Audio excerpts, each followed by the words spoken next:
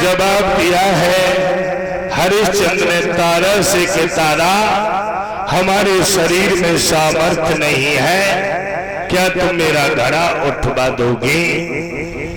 तारा कहने लगी माफ करना, घड़ा उठवाने की बात छोड़ो, तुम्हारे घड़ा को हम छू भी नहीं सकती।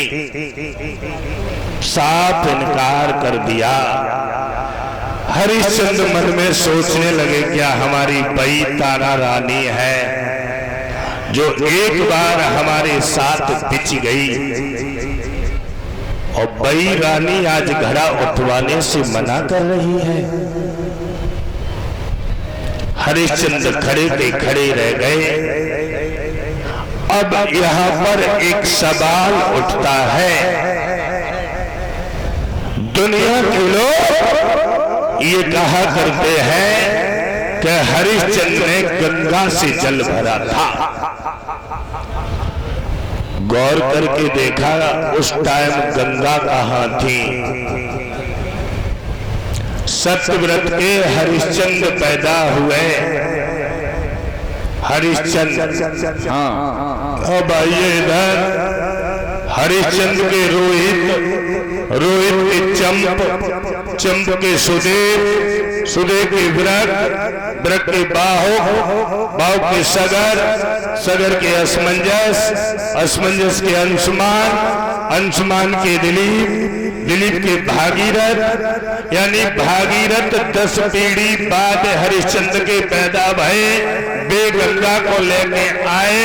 फिर हरिश्चंद्र पानी कहां से भर लाए? घटिया घाट से। गंगा कहां थी उस टाइम? उस टाइम कंपिलाम।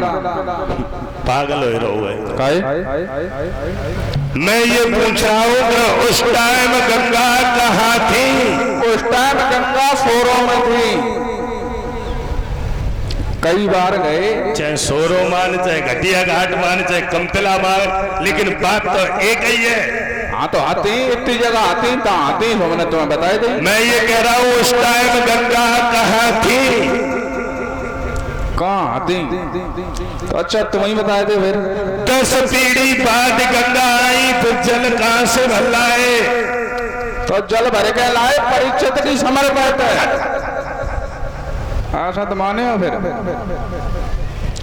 उस टाइम गंगा नहीं थी।